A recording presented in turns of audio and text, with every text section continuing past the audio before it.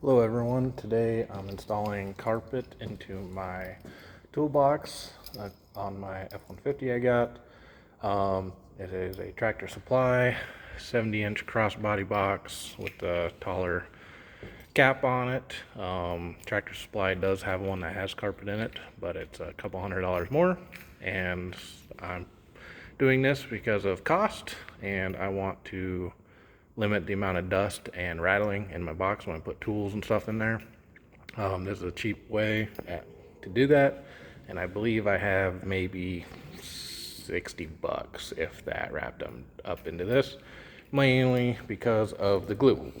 So this glue is kind of expensive. This is just general adhesive. You can probably find this cheaper, but this was at Home Depot. Made in USA, so that's probably why it's a little more expensive, but I'd rather spend that than buying from anywhere else. So anyway, these are the measurements. Oh, also from Home Depot, you can get this carpet here. It's outdoor carpet, I recommend, because it's waterproof and it's holds up to abuse quite well, and it's pretty thin, so then you can move it around and glue it quite well. This was a 4x8 rug, and I think it was like 30 bucks. So pretty cheap, reasonable. Between that and the glue, that's pretty much what ran me up at Home Depot for supplies. For measurements for this box, here's the measurements and the model. So part number 10100-52-03.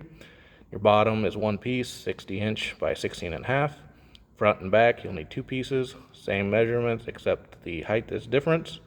10.5 inches there, and then your sides are 16.25 wide by 12 inches tall, and you need two pieces of those. So getting this out of the way, tools you'll need to cut these pieces is trusty tape measure, good set of strong scissors to cut through the carpet. I recommend cutting through on the back side with the fuzzy side down and back side up. It just seems like it gets a cleaner cut on the edges. You'll need a Sharpie to mark with, and then a long straight edge that is a little more than 60 inches. Since the bottom of this box is 60 inches from end to end, you want to go a little past just to make sure your mark gets all the way you want it. So this is a big bottom piece, 60 inches by 16.5. You got the two front and back right there, and then we have the sides. So these sides have notches in them. These notches will go around where the struts go, where they mount in the bottom on the sides of the box, right down in there. And I will show you what it looks like after I'm done installing. Alright, so this is how it looks after I got done adhering the carpet into the box. So as you can see, cleans it up quite well. Did have a little overspray here with glue from doing some touch up on the edges. I'm just gonna let that cure and then scrape that off later. Make sure you spray the glue on the backing outside the box.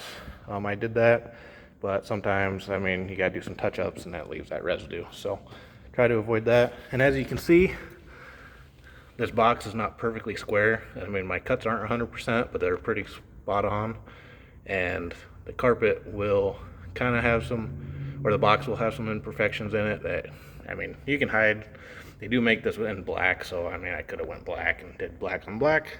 That could have worked, but it looks pretty decent, I think. We'll see how this holds up. If I have to do it again in a couple months, I will. Otherwise, I'll follow up in a few months, let you know how it's holding up after some use.